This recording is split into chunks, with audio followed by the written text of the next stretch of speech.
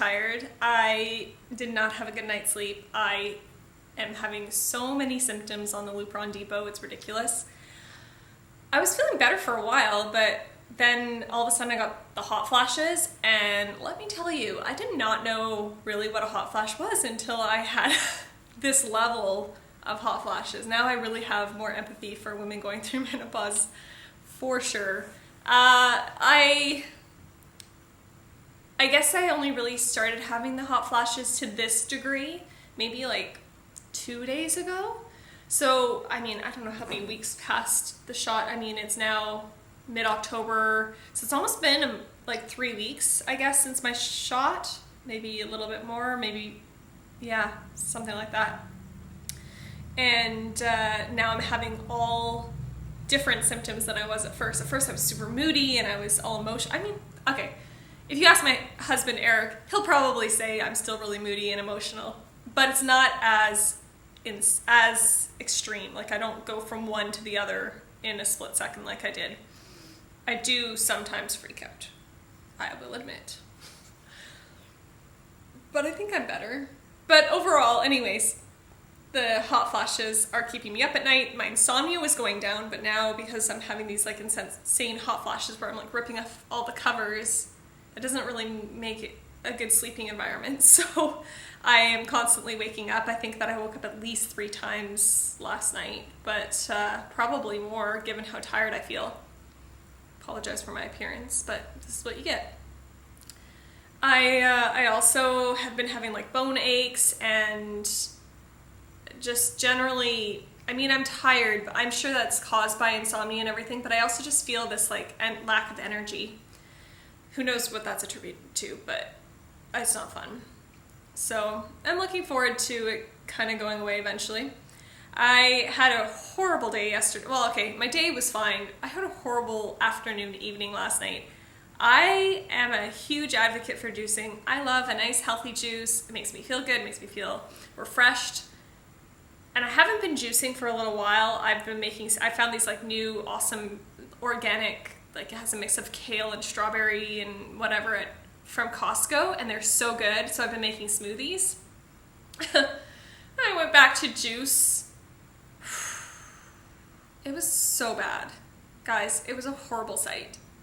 You have no idea. I feel like I'm actually a little bit scarred from the experience because there were like, it hurts me to say it, there were maggots, and it was because, so usually when I juice, I clean everything right away. This time I happened to not be feeling super well, and so I juiced and Eric cleaned up after me, but he didn't empty out the container, and I was like, okay, well, I guess I'll probably be juicing tomorrow anyway, so don't worry about it, I'll empty it then. I don't remember. It was long enough ago that I actually don't remember what happened. But I do know that it wasn't emptied, and I'm like actually scarred. All I do know is that it was so disgusting, and I actually started crying. Like, it was that disgusting. Like, I felt like I'm like gagging. I can't even talk about it. It's bad. I call Eric and he literally like sprinted to his boardroom at work thinking that someone died or that I hit someone with my car because I was that traumatized. But I'm a huge germaphobe and I'm a metaphobia, which means I have a fear of vomit and everything. And it literally looked like vomit, and it smelled like vomit or a dead body or something to that degree.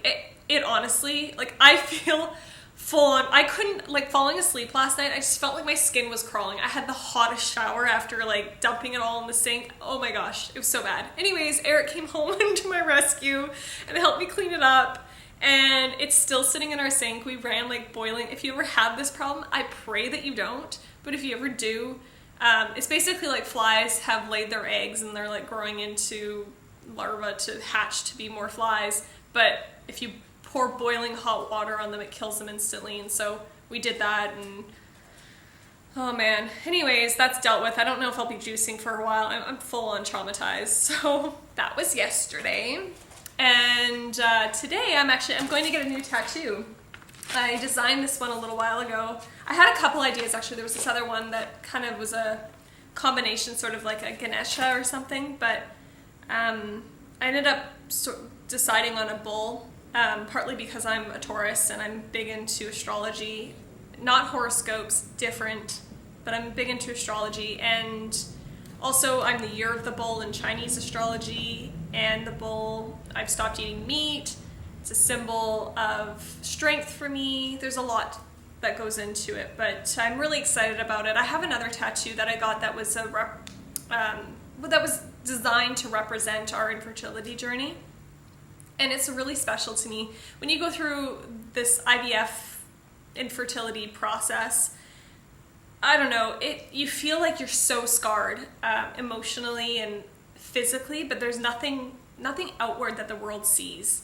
And that's a really hard kind of psychological thing to deal with, that you're in so much pain and no one knows and no one sees it, and there's nothing to like show for it, especially if you're not successful. If you have a baby, people are so much more willing to open and share their stories, but when you're not successful, it's a hard place to be, and people don't really like to sit with you in that pain, so you don't talk about it, and then it just kind of is this like little hidden piece of you. So for me, getting a tattoo is a way of honoring that journey and saying, you know what, this is a part of me and I accept it, and it wasn't easy, but it didn't break me, and I don't know, it's really special to me, and it was a really therapeutic thing for me to do. So I'm really excited for this next one. This next tattoo is all about me and my strength and persevering and not ever giving up, and that I'm strong enough, I'm enough as I am, and I'm just excited about it. So a lot of meaning in all my tattoos. I never was one person to kind of think I wanted a million tattoos at all. I didn't even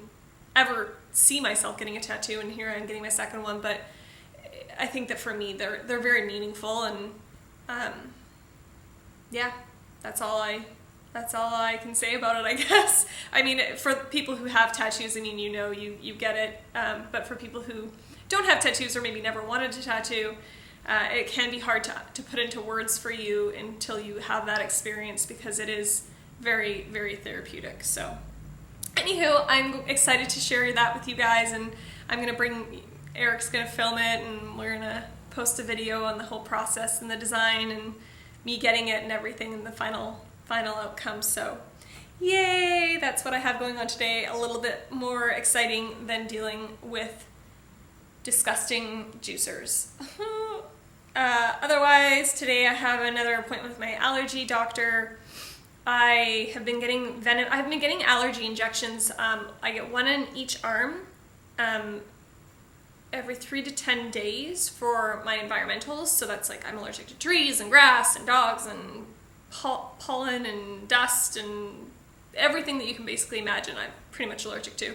So I've been getting those injections, and those have been going fine. I get a little bit itchy, but nothing big. But the venoms, I go on a separate day, and what they would do is they'd put, so I'm allergic to two, the honeybee and the yellow jacket.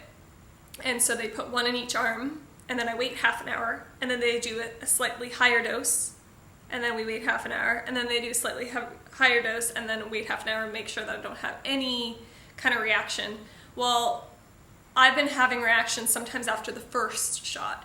So we lowered my dose and tried again, and then I still had a reaction, so we lowered it again, and it's just become this big thing, and I'm a bit worried about it impacting our fertility and our upcoming frozen embryo transfer. So, well, I'm interested to see what he says. I mean, he's no reproductive endocrinologist, so I don't think that he'll really know much about how it's going to impact my infertility journey or my fertility. And I need to do a bit of research. I think I'm going to spend a little bit of time on the computer looking up studies. I don't know that there are many studies, so we'll see what I find. But I hope that he's not just going to be like, it's fine, you know, like shots are safe during pregnancy. Well, my case isn't exactly a standard pregnancy. I can't get pregnant, and we think that's because of immune issues. And if I'm causing an inflammatory reaction or allergic reaction, I would beg to wonder if that's going to have some kind of impact. So I'm also going to follow up with my actual fertility doctor and see what they have to say, but they're not a specialist on this either. So I feel kind of a bit lost and unsupported. I'm just trying to figure it all out. If anyone has any studies or any information or any insight, I'd love to hear from you, because I feel very, very unsure about how to proceed with all of that. If I just stop my allergy shots leading up to our cycle or during our cycle, or if I do them through and just take antihistamines and do like sort of an antihistamine protocol. That's something. I'll be on prednisone, so that should help diffuse it, but I just don't know if I want to risk. I don't know what the right answer is. So if you have any thoughts, let me know. I'd love to hear them. And if you want to follow along, make sure you subscribe, like our channel, all that good stuff, so that I can keep making more videos to share with you guys, and so other people going through this are able to find my channel and find some support. So much love to you. We'll talk soon. Bye for now.